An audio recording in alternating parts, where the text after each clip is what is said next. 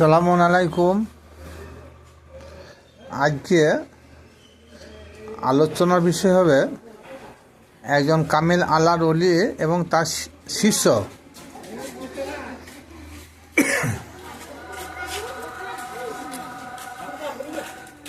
পীরে কামেল হযরত সাকিব বালকি বলে একজন আল্লাহর ওলি ছিলেন। তেনার একটা শিষ্য ছিল, তেনার নাম হলো হাতেমুল আসাম। সাকিব বালকি রহমতুল্লাহ আলাই তেনার মুরিদকে জিজ্ঞাসা করলেন একদিন যে, হ্যাঁ হাতেম, তুমি যে দীর্ঘ 33 বছর আমার কাছে বায়াত গ্রহণ করেছ এবং 24 ঘন্টায় 33 বছর ওটা বসা করেছ, তার মধ্যে তুমি কি কি শিক্ষা গ্রহণ করেছ? আপন হুজুরের কথায় হযরত হাতেম জবাবে বললেন, হুজুর, আমি আপনার কাছে দীর্ঘ 33 বছর মাত্র যে বায়াত হয়েছি, সে 33 বছরের দিবারাত্রি আপনার কাছে সময় কাটিয়েছি। তার মধ্যে এমন কিছু জিনিস আমি শিখতে পারি নাই, মাত্র 8টা বিষয় আমি শিক্ষা লাভ করেছি। ছাত্রের জবাবে হযরত সাকিব বালকি আক্ষেপের সহিত বললেন, ইন্না লিল্লাহ, আমি দীর্ঘকাল ধরে তোমার পেছনে এত মেহনত করার পরও তুমি মাত্র 8টা বিষয় শিক্ষা লাভ করেছ? আফসোস। কিছুক্ষণ পর বিনয়ের সহিত বললেন, হে হাতেম, তুমি যে এই 33 বছরে যে 8টা জিনিস শিক্ষা লাভ করেছ, সেইটাই কি কি আমি তোমার কাছ থেকে আমি শুনতে চাই। হযরত হাতেম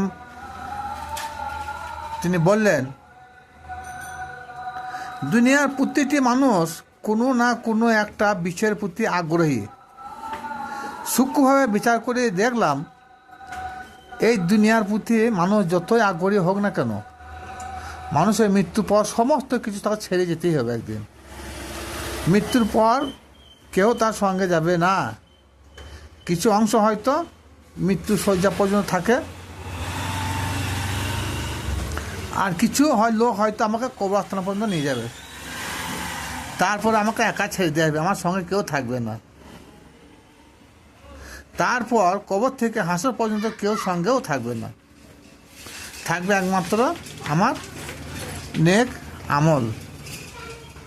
তখন থেকে আমি বেশি বেশি করে নেক আমল করতে থাকলাম। শোনার পর সাকিব বালকি খুব খুশি হলেন। তাহলে এখানে কী হলো, যে নেক আমল করতে হবে আমাদেরকে। দ্বিতীয় হলো, দুনিয়াবাসীর প্রতি লক্ষ্য করে দেখলাম যে প্রতিটি মানুষ নিজের নাফসের আমার গোলামি করছে। আমি তো আল্লাহ গোলামি করতে এসেছি, আমি তো নাফসে গোলামি করতে আসি নাই। আমি কোরআন শরীফে পড়েছি, যে ব্যক্তি ভীত হয়ে আল্লাহর সম্মুখে দণ্ডায়মান হয় এবং নাফসের গোলামি হতে দূরে থাকে, সে ব্যক্তি নিশ্চয়ই জান্নাতবাসী। কোরআনের কথা শুনে যেদিন হতে আমি নাফসের বিরুদ্ধে জিহাদ করতে লাগলাম, সেদিন থেকে আমি নিজে নাফসে আমাকে দুর্বল করে দিলাম। ভক্তের কথা শুনে মুর্শিদ কী করলেন, খুশি হলেন। তাহলে প্রথম হলো নেক আমল, দ্বিতীয় হলো নাফসের আমারা গোলামি না করা। কিন্তু 99% লোক আমরা সবাই নাফসে গোলামি করে থাকি। নাফসে মুতমাইনে গোলামি আমরা করতে পারলাম না, কিন্তু আমরা এসেছি আল্লাহর গোলামি করা। আর আল্লাহর গোলামি করা মানে নাফসে মুতমাইনে গোলামি করা। 3 নম্বর হলো, দুনিয়াবাসী প্রত্যেকটি মানুষ ধন সম্পদ উপার্জন করে এবং সেই ধন সম্পদের জন্যে আনন্দ আত্মার হয়ে যায়। কিন্তু কোরআন পাকে আল্লাহ পাক রব্বুল আলামিন বলেন, তোমাদের পার্থিব জগতে ধন সম্পদ সবই একদিন বিলীন হয়ে যাবে। ইন্না আমওয়ালাকুম ওয়া আওলাদাকুম ফিতনা, ধন সম্পদ সন্তান সন্ততি তোমাদের জাহান্নামের কারণ। যাহা কিছু আল্লাহর নিকট জমা করবে তাহা তোমরা চিরস্থায়ী ভোগ করবে। ধন সম্পদ আমরা তো কখনো আল্লাহর কাছে জমা করতে পারি না। আল্লাহর কাছে জমা করতে গেলে একমাত্র নেক আমল চাই। সেদিন হয়তো আমি আমার ধন সম্পদ সব গরিবদের দান করে দিলাম কল্যাণের জন্যে। ইহা শুনে শিষ্যের মুরিদ, শিষ্যের পীর সাহেব হুজুর খুব খুশি হলেন। 4 নম্বর বললেন, দুনিয়াবাসী প্রত্যেকটি মানুষ কেহ না কেহ আপন বংশ মর্যাদা দেখায়। কেউ সন্তানের মর্যাদা দেখায়, কেউ নিজের পদমর্যাদা দেখায়, কেউ অর্থ মর্যাদা দেখায়, কেউ বাড়ি গাড়ির মর্যাদা দেখায়, কেউ আপন চেহারা মর্যাদা দেখায়, কেউ বংশ মর্যাদা দেখায়, কেউ নিজের শিক্ষা মর্যাদা দেখায়।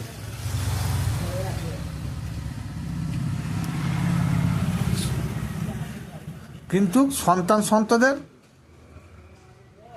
জন্য আল্লাহ পাক কি বলেন, যে সন্তান সম্পদ তোমাদের ফিতনার কারণ বা জাহান্নামের কারণ। শুধু তোমাদের পরশ গাড়ির মর্যাদায় দাম খুব বেশি হবে। আল্লাহ বলল তোমার সন্তানের দামও থাকবে না, তোমার বাড়ি গাড়ির দাম থাকবে না, ধন সম্পদের দাম থাকবে না, পদের গৌরব থাকবে না, শিক্ষা গৌরব থাকবে না। কিছু থাকবে পরশ গাড়ি চাই, পরশ গাড়ি। তাহলে আপনাকে পরশ গাড়ি হতে হবে। পরশ গাড়ি না হলে কোনো লাভ হবে না। ও বংশ মর্যাদা বা কি, ও পদ মর্যাদা বা কি, অর্থ মর্যাদা বা কি, ধন সম্পদের মর্যাদা বা কি, কোনো মর্যাদা টিকবে না। টিকবে শুধু পরশ গাড়ি মর্যাদা। ইহাও শুনে হাতেমের পীর সাহেব খুব খুশি হলেন।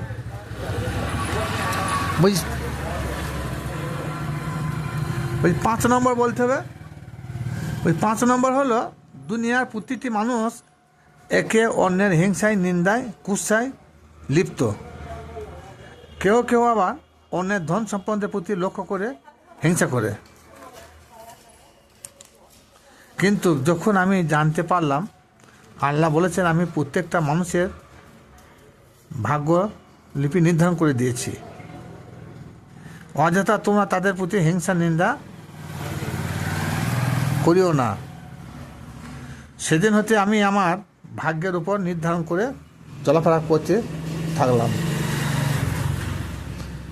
এই কথা শুনে হাতেমের মুর্শিদ, ওনার হুজুর শুনে খুবই খুশি হলেন। 6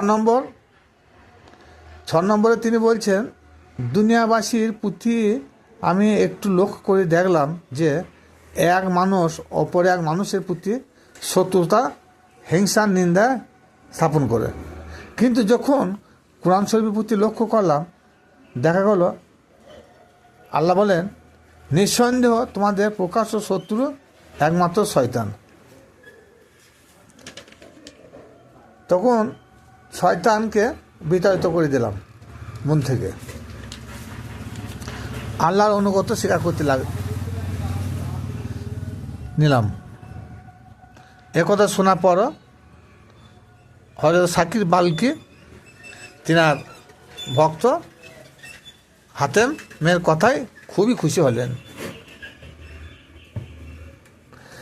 7 নম্বর হলো, দুনিয়াবাসীর প্রতি পর্যবেক্ষণ করে দেখলাম প্রত্যেকটা মানুষ রুজি রোজগারের ধান্দায় ছুটি বেড়াচ্ছে, অথচ মহান আল্লাহ পাক রব্বুল আলামিন তিনি বলেন যে সপ্তম জমিন ও আসমানের এমন কোনো বিচরণশীল প্রাণী নাই যার রিজিকের ভার আমি গ্রহণ করিনি।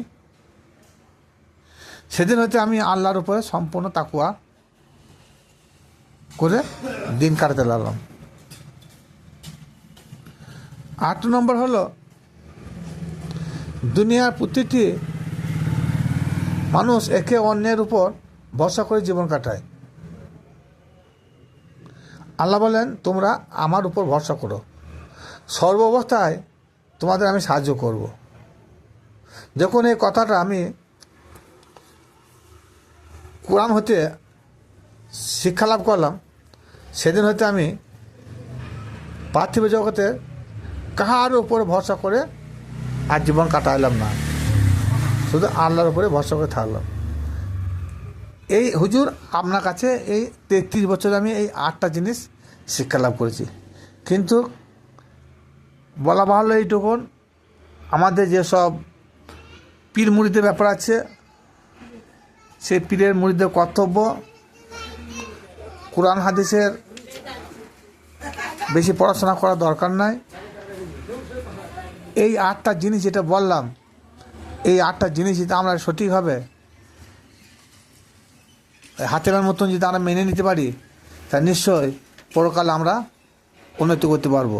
নচেত কোন হুজুর কি বললেন, কোন পীর সাহেব কি বললেন, কোন মোল্লা মুন্সি কি বললেন, এসব না করে আমাদের আল্লাহর প্রতি তাকওয়া, ভয়, আল্লাহর কাছে সাহায্য, আল্লাহর পরে নির্ভরশীল, শয়তানকে দমন করা, শয়তান মুক্ত হওয়া, এইভাবে